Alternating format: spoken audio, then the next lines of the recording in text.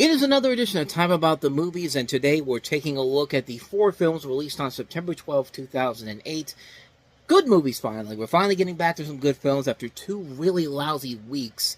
And we have a couple of really good films this week. Not everyone is a winner, but they're certainly going to be much more enjoyable than Disaster Movie, Babylon AD, or Bangkok Dangerous, or College, if you want to include those in there. But with all that said, let's go ahead and get right to it. Let's start off with the biggest new release of the weekend, and that's the Coen Brothers' follow-up to their Oscar-winning Best Picture the year before, No Country for Old Men. A much different movie than No Country for Old Men, a black comedy called Burn After Reading.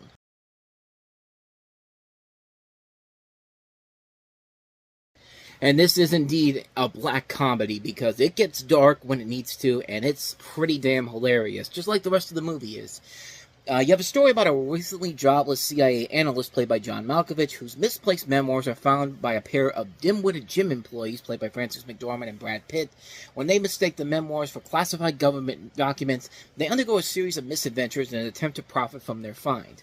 The film also stars George Clooney as a womanizing UK marshal, Tilda Swinton as Katie Cox, the wife of John Malkovich's character, Richard Jenkins as the gym manager, and J.K. Simmons as a CIA supervisor.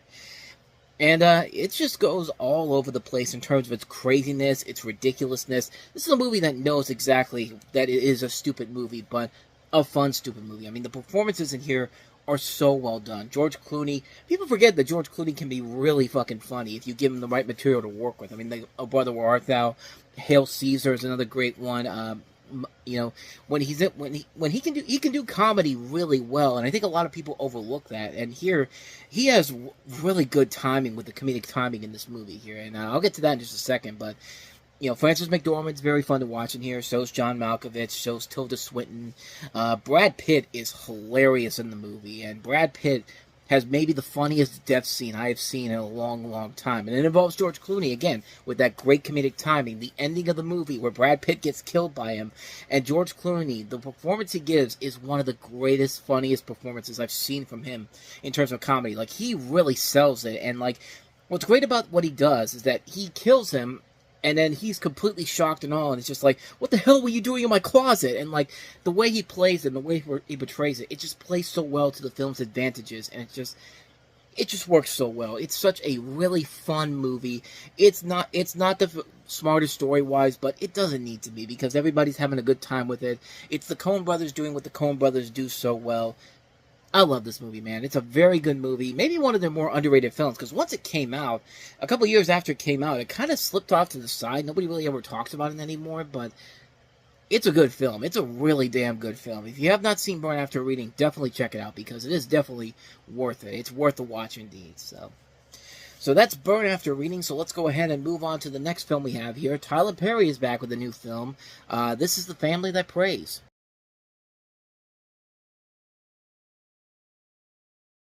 The story here is that you have 2 families, one wealthy and the other working class, whose lives are intertwined in both love and business. So now Lathan is sleeping around with Cole Hauser.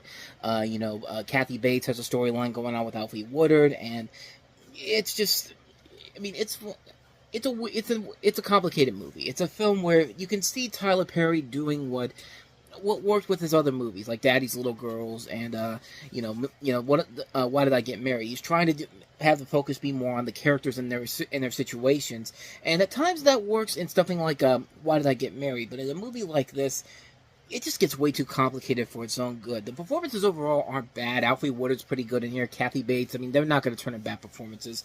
Rockman, I think Rockman Dunbar is his name, the guy who plays Sanaa Lathan's husband in this. He's pretty good in here too, and Tyler Perry can be pretty decent as an actor too. People forget about him. But the thing that really kind of irks me about the movie is the Sanaa Lathan storyline, where she has the affair with Cole Hauser, and the fact that she's just basically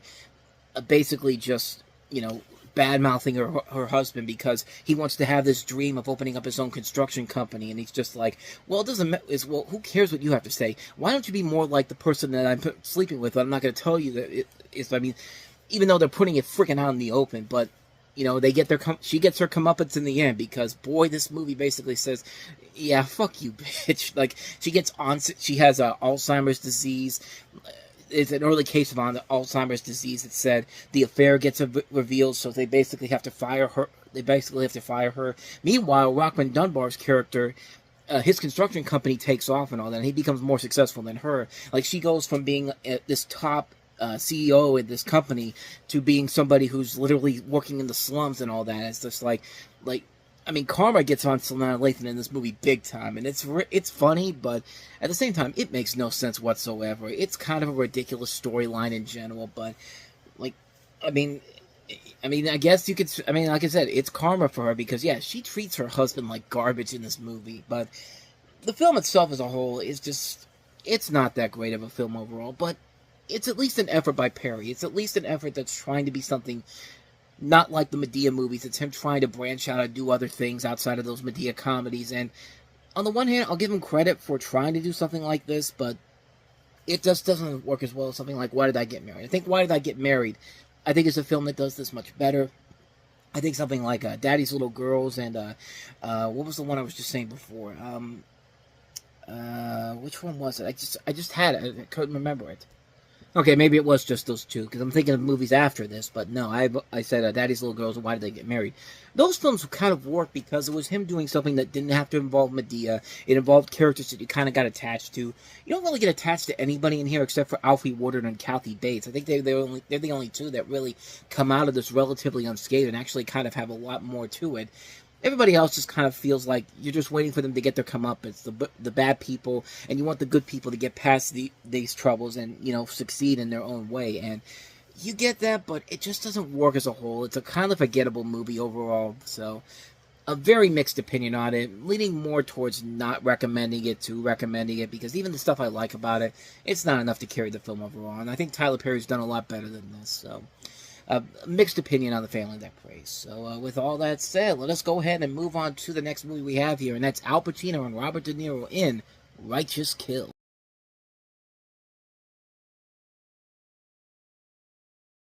Okay, so in some ways you can see kind of the pros and the cons of this movie in particular, but here you have a story where you have Robert De Niro and Al Pacino. They play two aging New York Police Department detectives and longtime partners, hunting for a serial killer who is murdering sociopathic criminals. They both have personal issues, and when they start working with a younger investigation team, Perez and Riley, Perez being played by John Leguizamo and Riley played by Donnie Wahlberg. Had to remember the names there, but tensions between the two teams are inevitable, especially since Turk is now living with Perez's ex-girlfriend, also a homicide detective played by Carla Gugino. And 50 Cent is somebody who comes in as sort of a drug lord, kind of, but not really. But, I mean, like I said, there's a lot of pros and cons to this. The big thing that this movie was selling itself on was the fact that this is Al Pacino and Robert De Niro working together for the first time ever, even though they were both in The Godfather Part 2 before this, even though they weren't in the same scene. And they were in the same scenes in Heat, but for about less than 5 minutes. But, I mean, technically, the advertising was kind of lying to you, but this is both of them together on the big screen in one movie. And that alone kind of makes it kind of cool in its own rights. And to the film's credit, they are the best things about the movie. They're the ones who are giving this their all. They're elevating this to a whole nother level to make it worth it. The acting overall is pretty good. Where the film really falls apart, though, is with the mystery itself. The mystery about who's killing all these criminals. The mystery of who's doing this, of who's the double crosser within the police department. You can kind of figure it out right from the get-go. And that really kind of ends up being the major flaw of the movie. This is directed by John Avnet, who also directed Pacino earlier in the year in 88 Minutes, which that film was another movie that had a good concept overall, but just bad execution and a really lame twist. This one's not as bad as that one, but at the same time, you kind of expect a whole lot more for it, especially with the movie they were really hyping up to be the next great crime film. And it just isn't that. I think the performances overall do carry it to a level where I could say it's worth watching to see De Niro and Pacino together. I mean, it's worth it just to watch them do what they do best. The performances overall, I think, aren't that bad. It's just the story overall. It's pretty bland and pretty generic. It's something that you can kind of see coming a mile away. Definitely a very flawed film, but overall, I thought it was alright. I think it's definitely a film worth checking out if you like seeing De Niro and Pacino in movies like this. I think it's definitely worth it, but you're not going to want to watch it multiple times after you're done watching it. If we're being honest, it's probably one of the better things that come out of Overture Films, honestly, because we've looked at some of their movies so far, and most of them have been pretty garbage. But this one, is the first real one that I would say, okay, this one kind of works, but not really. But so yeah, that's my thoughts on Righteous Kill. So with that said, let's go ahead and move on to the last film we have here, and that is The Woman.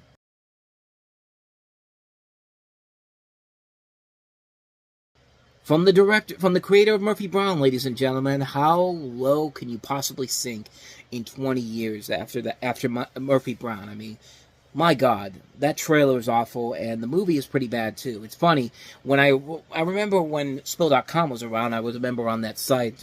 I was a member on one of the fans on that site, and when I talked about this movie not being so good, people got on.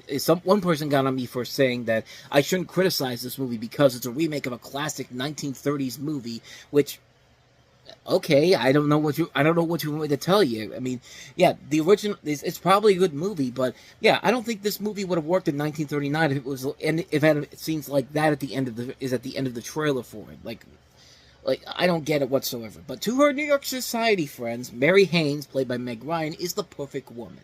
She is kind, considerate, and is able to balance her work life as a designer for her father's family business, with her role as loving wife of 13 years to renowned Wall Street businessman Stephen Haynes and mother to preteen Molly Haynes, all the while still being able to do volunteer work. But slowly the problems in Mary's life, which she was previously unaware of, starts to show themselves. Instead of her father handing over the family business to her as she expects, he instead fires her, believing her work is not of quality since she is spreading herself too thinly over all that she does. Worse, she finds that Stephen is cheating on her with a gold-digging sax perfume countergirl named Crystal Allen, played by Eva Mendes, of which her core group of friends are aware. As she still loves Stephen, Mary has to figure out what to do, with much advice from those friends and her mother, Candice Bergen. Of course, it's got to have her because she's Murphy Brown, who knows more about what she's going through than Mary would have suspected. As Mary deals with the issues wallowing in her self-pity, her best friend since college, magazine editor Sylvie Fowler, played by Annette Bening, is facing her own personal problems, which impacts what happens to Mary. It isn't until Mary meets agent Leah Miller at a retreat that Mary begins to figure out what she truly wants in her life, how to achieve it, and what part she played in the cause of her problems, not only with Stephen. And, I hate to say this because I like all the people that are involved in here. I mean, I think it's good to have a movie with as many talented women that you have in here. Meg Ryan, Annette Bening, Ava Mendes, Deborah Messing, Jada Pinkett Smith, Bette Midler, Candice Bergen, Carrie Fisher, Cloris Leachman, Debbie Mazur. You see Anna Gasteyer there, Joanna Gleason, Lynn Whitfield. So many talented people in this movie, but they're given absolutely nothing to do. I mean, this feels like the same people that made Sex and the City, except it's not as obnoxious or as annoying as Sex and the City. Yeah, I know the end of that trailer was rough, but I mean, at least this one was at least tolerable. This one was at least tolerable, but not enough for me to say it's a good movie whatsoever. I don't even really know who the appeal of this movie is. I mean, this is a movie that's mainly focusing on the same Sex and the City audience, which I've talked about before.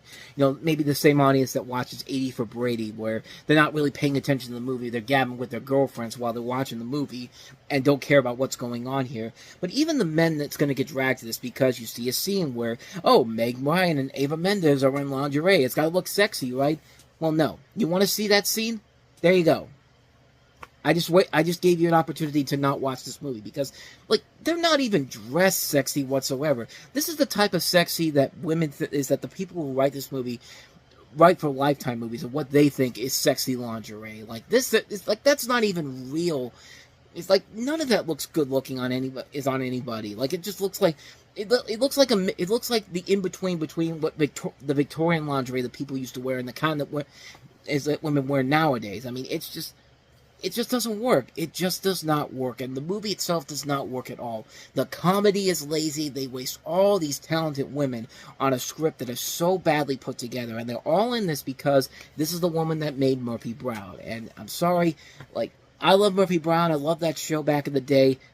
This ain't no Murphy Brown, and everybody in this movie should be really ashamed of themselves for agreeing to this. I mean, this is just an insulting film.